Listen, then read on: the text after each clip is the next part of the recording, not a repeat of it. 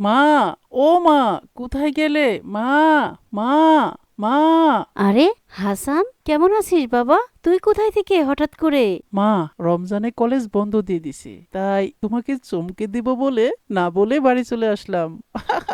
তুই তো আমাকে সবসময় চমকে দিস বাবা। আয় আয়, তাড়াতাড়ি ভিতরে চলে আয়। রোজা রেখে অনেক দূর জার্নি করে এসেছিস, একটু বিশ্রাম নিবি। আয়। হ্যাঁ মা, চলো, আজ তোমাকে একটা মজার জিনিস দেখাবো। এরপর হাসান ঘরের ভিতরে চলে যায়, তার মায়ের পাশে বসে আর তার ব্যাগ থেকে এক টুকরো সাদা কাপড় বের করে মাকে বলল, মা, এই দেখো, আজ আমি সাথে করে কি কিনে এনেছি। কাফনের কাপড়। আরে আমার কাফনের কাপড়। কি? কাফনের কাপড়? ছেলের কথা শুনে মা একবার ছেলের মুখের দিকে তাকায় আর একবার ওই কাফনের কাপড়ের দিকে তাকায়। মা একেবারে হতভম্ব হয়ে যায়, অপলক দৃষ্টিতে তাকিয়ে থাকে। আরে মা, এত টাস্কি খাওয়ার কি আছে? আমি তো তোমাকে কতই চমক দেখাই। অবশ্য আজকের মতো একটি ভয়ঙ্কর চমক আর কখনো দেখাইনি। তবে এটা শুধু চমক নয়, একেবারে বাস্তব, একেবারে সত্যি। বুঝতে পেরেছো? টাস্কি খাবো না মানে? আর এই কাফনের কাপড়ের বা মানে কি? তোর কি মাথা ঠিক আছে? মায়ের হতবম্বের কথা শুনে হাসান মৃদু হেসে কাফনের কাপড়টি তার ব্যাগে ঢুকাতে ঢুকাতে বলল, কে কখন মারা যায় কে জানে বলো? মৃত্যু আমাদের সবচেয়ে কাছে, অথচ আমরা এই মৃত্যুকে প্রতিনিয়ত বেমালুম ভুলে যাই। আমি আমার কাফনের কাপড়টা এনে রাখলাম, যাতে প্রতিদিন অন্তত এক নজর করে হলেও এই কাপড়টা দেখতে পারি আর উপলব্ধি করতে পারি যে মৃত্যু আমার খুব কাছে, খুব কাছে। ছেলের কথা শুনে মায়ের চোখ ছলছল করে জলে ভরে গেল।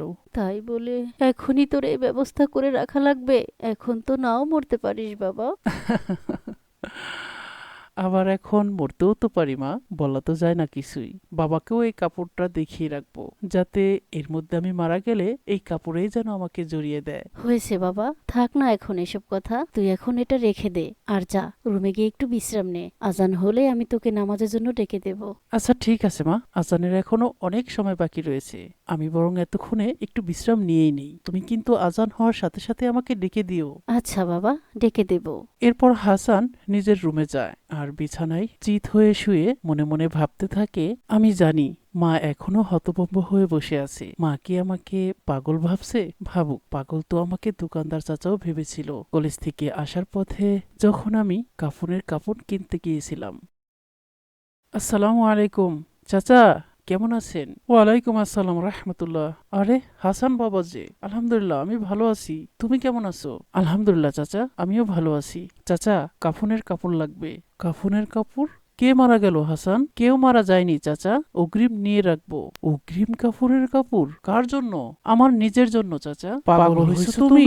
তোমার বয়স কত হয়েছে?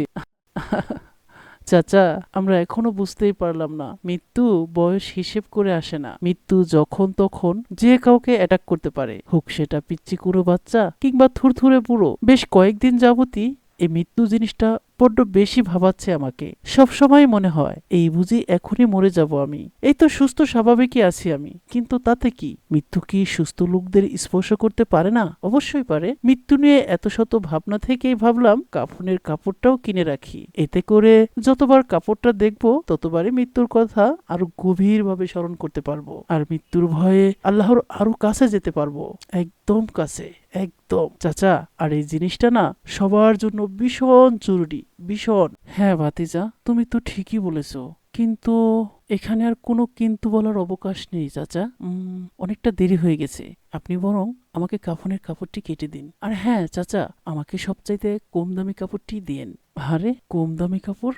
সবাই তো তাদের সাধ্যমতো কাফনের কাপড়টি সবচেয়ে দামিটাই নিতে চায়, কিন্তু তারা বোঝে না চাচা, কাফনের কাপড় দামি দেওয়ার মধ্যে কোনো ফায়দা নেই। উমর ইবনে খাত্তাব রাদিয়াল্লাহু আনহা তার ছেলেকে বলেছিলেন, তোমরা আমার কাফনের কাপড়ের ক্ষেত্রে মিতব্যয়িতা অবলম্বন করো, কারণ আল্লাহ তাআলার নিকট যদি আমার কল্যাণের ফয়সালা হয়ে থাকে, তাহলে তিনি আমাকে এর চেয়ে উত্তম কাপড়ের মাধ্যমে তা পরিবর্তন করে দিবেন। আর যদি এর বিপরীত হয়, তাহলে এটাও খুব দ্রুতই আমার কাছ থেকে কেড়ে নিবেন। অথচ চাচা, আমরা এটা না বুঝে কাফনের কাপড়ের ক্ষেত্রে বরং দামি কাপড়টাই খোঁজার চেষ্টা করি। হ্যাঁ ভাতিজা, তুমি একেবারে ঠিক কথাই বলেছ। আসলে সমাজে প্রচলিত রীতি অনুযায়ী কাফনের জন্য সকলেই দামি কাপড়টাই চেয়ে থাকে। আসলে চাচা, কাফনের কাপড় কম দামি হওয়াটাই শ্রেয়। দামি কাপড় পরার অধিকার মৃত ব্যক্তির চেয়ে জীবিত ব্যক্তিরই বেশি, তাই না? হ্যাঁ বাবা হাসান, তুমি খুব সুন্দর কথাই বলেছ। তুমি একটুখানি দাঁড়াও, আমি এখনই তোমার কাফনের কাপড় কেটে দিচ্ছি। সেদিনের পর থেকে হাসান তার চূড়ান্ত গন্তব্যে পরিহিত করে যাওয়ার উদ্দেশ্যে কিনে আনা সেই এক টুকরো কাপড় প্রতিদিনই একবার করে হলেও ছুঁয়ে দেখে। নাক ডুবিয়ে ঘ্রাণ নেয় সেই এক টুকরো কাপড়ের, সেই সাথে অনুভব করে আর মনে মনে ভাবে, মৃত্যু আমার খুব কাছে, খুব কাছে। এই তো সে এসে পড়ল বুঝি, কিন্তু আমি প্রস্তুত তো?